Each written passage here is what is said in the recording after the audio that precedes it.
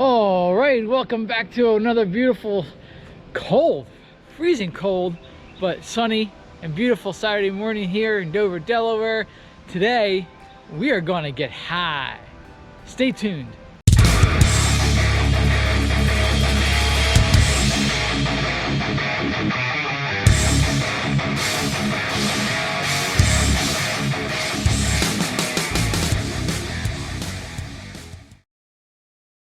Welcome back to the channel. Welcome back to the vlog. It is, like I said, a beautiful Saturday morning here. And before we get started in today's video, if you haven't subscribed, please subscribe down below. Help this channel out. And especially if you're a long time watcher of our videos, subscribe down below and help grow this channel. Anyway, moving on to the video today. Today we are going to talk about and try to experience runner's high. So what is runner's high?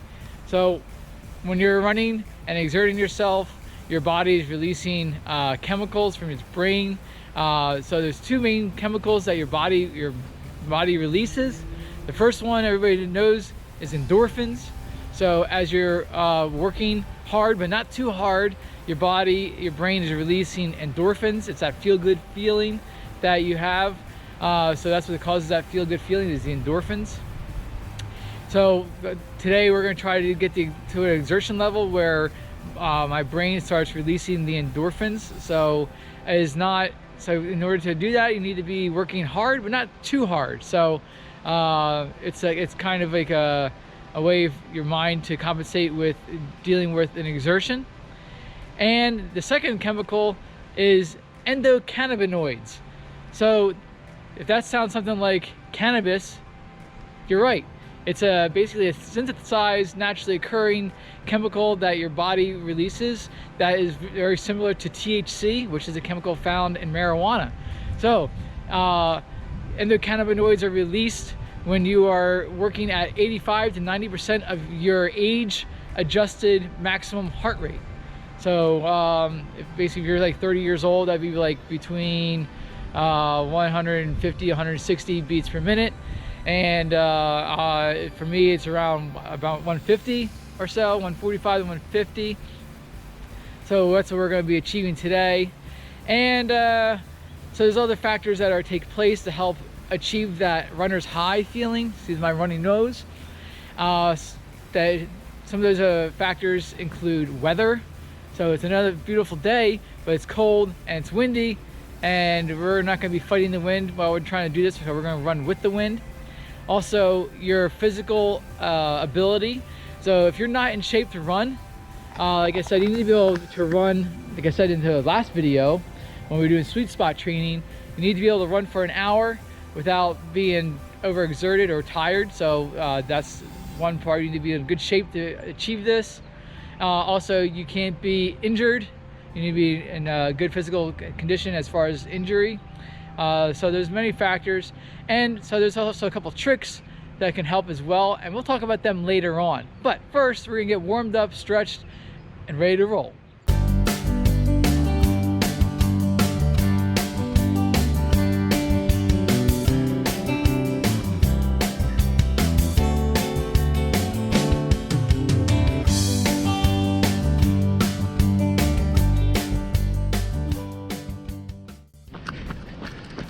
All right, so for today's run, we're gonna get warmed up here for a while, and we're actually gonna head out against the wind today and get warmed up and start ramping up the pace and get the heart rate up to that 85% of the maximum heart rate.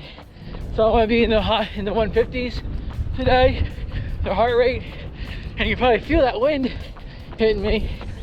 So the plan is to go out against the wind, build up, get warmed up, build up the pace, then turn around and work for about 45 minutes with the wind and really try to achieve that runner's high. And a couple tricks that help with that as well, but we'll talk about those at the end of the video. So here we go. About 45 minutes of struggling into the wind, and building up.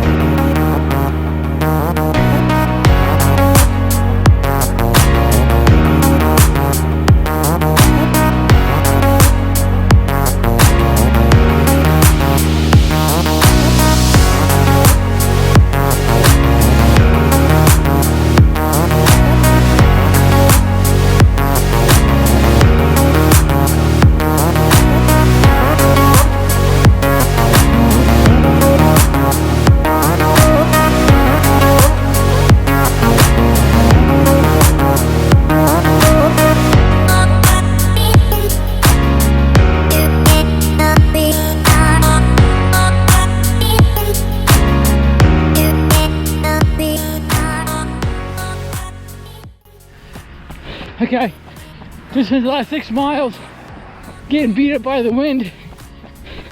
Trying to turn this around, head back, try to experience that runner's high.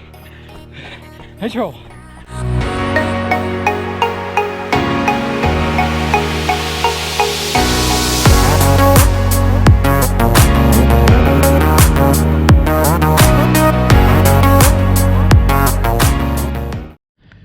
Alright, well, that wraps up our run for today.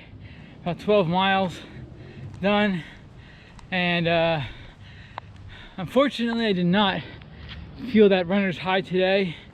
I got a couple tight muscles I'm dealing with. My form felt off, a number of things.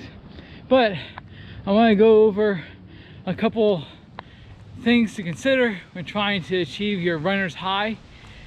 First, as I mentioned in a previous video, make sure you're fully warmed up and in shape, be able to run an hour or more easily without difficulty.